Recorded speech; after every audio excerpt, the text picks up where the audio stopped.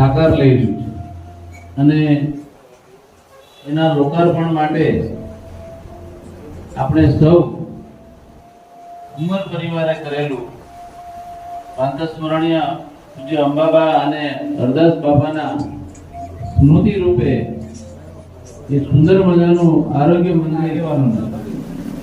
અમે જાહેર જીવનમાં હોઈએ એટલે અમને ખબર છે, અમારો અનુભવ છે કે લોકો ગામની જનસુખાકારી માટે કંઈ પણ કાર્યક્રમો લઈને આવે, આરોગ્ય મંદિર હોય, વૃક્ષારોપણ હોય, પાણી જળ સંચય માટેનો કંઈ કાર્યક્રમ હોય, શિક્ષણ માટેનો કાર્યક્રમ હોય, ત્યારે આપણે એના સહયોગી ઓછા બનતા હોય.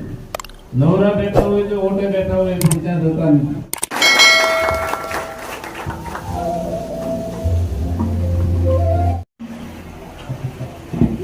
સાંસદ શ્રી ભરતભાઈ સુતરિયાનું સ્વાગત કરવા માટે હું વિનંતી કરું શ્રી હરેશભાઈને કે મંચ પર એમનું સ્વાગત કરશે. શ્રી હરેશભાઈને વિનંતી કે સાંસદ શ્રી ભરતભાઈ સુતરિયાનું સ્વાગત કરશે.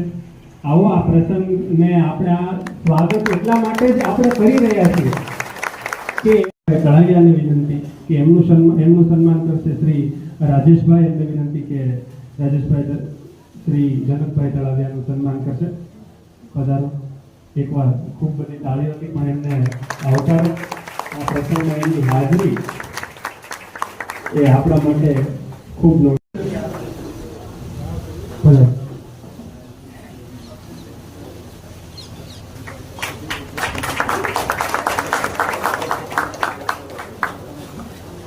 સ્વાગત માટે ફરી વખત હરેશભાઈને વિનંતી કરીશ કે તેઓ આ તકે અશ્વિનભાઈને પુષ્પગુચ્છ અર્પણ કરી આભારી કરશે.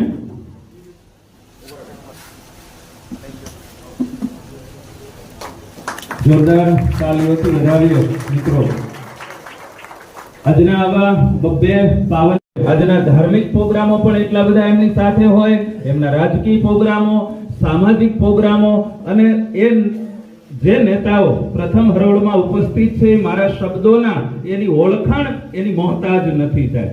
એ તમારી વચ્ચે રહેનારા વ્યક્તિઓ કે અડધો હોકારો આપો અને અડધી રાતે હાજર રહે એવા વ્યક્તિઓ. એટલે વિશેષ સમયની લેતા ડાયસ ઉપર ઉપસ્થિત તમામ મહાનુભાવોના આ પરિવાર વતી ગામ વતી સ્વાગત સાથે હું પ્રથમ આજના આ એક એવા કાર્યની અંદર આપણી ગુજરાતીની અંદર કહેવત પણ છે કે પહેલું સુખ તે જાતે નર્યા.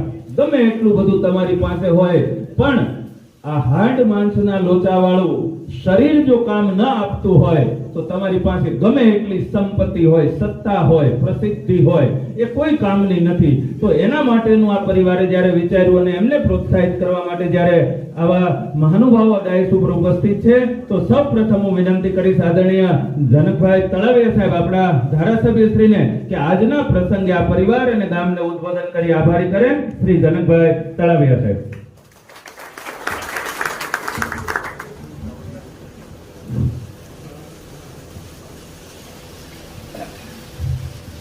આજના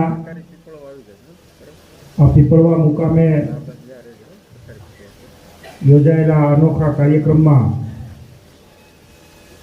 સર્વ ભવંતુ સુખીમઃ સર્વ ભવંતુ નિરામઃ સૌ ગામ લોકોના આરોગ્ય સારું રહે, સૌ લોકો નિરોગી રહે એવા અશુભ મંગળ કામના આશયથી સમસ્ત પીપળવા ગામ તેમજ પૂજ્ય હરદાસ બાપા અને પૂજ્ય અંબાબાના સ્મરણાર્થે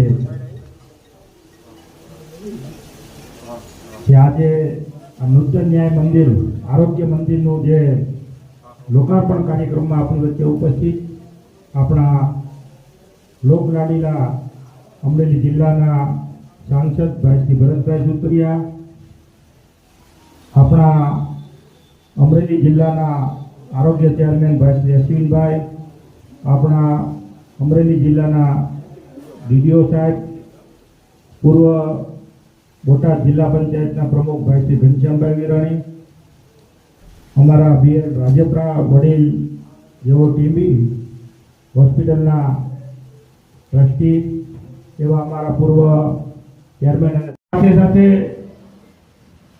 સર્વ નિદાન રોગ નિદાન કેમ્પ અને રક્તદાન કેમ્પનું પણ એક સુંદર મજાનું આયોજન કરવામાં આવ્યું છે. એના માટે પણ હું ખૂબ ખૂબ ગ્રામજનોને અભિનંદન આપું છું. જે સર્વ નિદાન કેમ્પના ડોક્ટરો છે, રક્તદાન કેમ્પના જે પણ ડોક્ટરો છે, જે એમની આખી ટીમ અને ગામ લોકોની આખી ટીમને પણ હું ખૂબ ખૂબ અભિનંદન આપું છું કે આ એક અનોખો પ્રયાસ કે આરોગ્ય મંદિરની સાથે સાથે સર્વરોગ નિદાન કેમ્પ અને રક્તદાન કેમ્પનું પણ જે આયોજન આવવાનું ભરતભાઈ આઠમ મૂકીને આવ્યા એટલે આ ગામ લોકો માટે તો જોકે મારે વિશેષ કંઈ કહેવાનું ન હોય. અમારું સંજયભાઈ અહીંયા સરપંચ ગમે ત્યારે હાકલ કરે ત્યારે અમે હાજર હોઈએ. અમે જીતુભાઈ છે, ભાઈ ભરતભાઈ, અમે ત્રણ જિલ્લામાં કોઈ પણ ગામ હોય, કોઈ પણ વિસ્તારનું કાંઈ પણ કામ હોય, અમે ત્રણેય એક સંકલનથી આ વિસ્તાર માટે, આ ગામડાઓ માટે જે પણ કામની જરૂરિયાત હોય, જે પણ વસ્તુ ગામ માટે ઉપયોગી હોય, તો અમે ત્રણેય અમારી જે ગ્રાન્ટ હોય ઘનશ્યામભાઈ, અમે એકબીજા જાતિ કરતી કે આ વખતે ભાઈ તમારે જોતી હોય 5 લાખ તમે વધારે લઈ જાઓ. આવી રીતના અમારું સંકલન છે. અમને રાજકીય માણસોને ખબર હોય. આપણને એક વાત કરું તો હમણાં આપણા રાજ્યના મુખ્યમંત્રી એવા ભૂપેન્દ્રભાઈ પટેલ સાહેબે આપણને એક નવી આધુનિક એક હોસ્પિટલ પણ બનવા જઈ રહી છે. સાથે સાથે આ હોસ્પિટલની અંદર પણ તમામ પ્રકારની સુવિધાઓ ઉપલબ્ધ થવાની. એમનું કામ પણ ટૂંક સમયની અંદર ચાલુ થવાનું.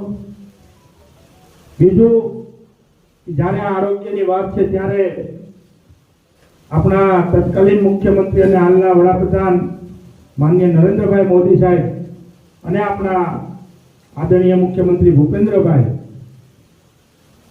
આ બંનેના ડબલ એન્જિનની સરકાર જે કહે છે એના બંનેના દીર્ઘ દ્રષ્ટિથી આપણને આરોગ્ય માટે આપણને બધાને ખબર કે ઘણા બધા પરિવારો એવા હોય છે કે જેને 4 થી 5 લાખ રૂપિયાનું દવાખાનું આવ્યું હોય, નાનો ઊનો કંઈ રોગ હોય, ત્યારે એના માટે ખૂબ મુશ્કેલ પડતી હોય.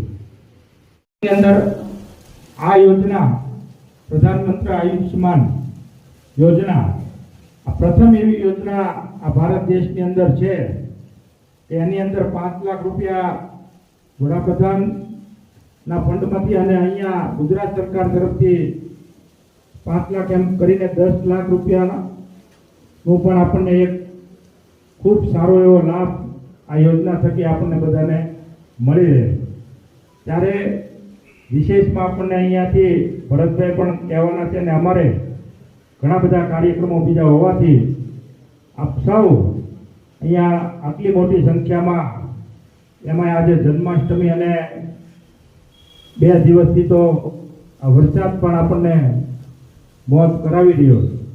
ત્યારે આજના કાર્યક્રમમાં ઉપસ્થિત તમામ ડોક્ટરોની ટીમ, આ ગામના તમામ સરપંચથી માંડી જે કમિટી મેમ્બર, દાતાશ્રી, તમામને હું ખૂબ ખૂબ અભિનંદન આપું છું. ફરી એક વખત અભિનંદન સાથે મારી વાત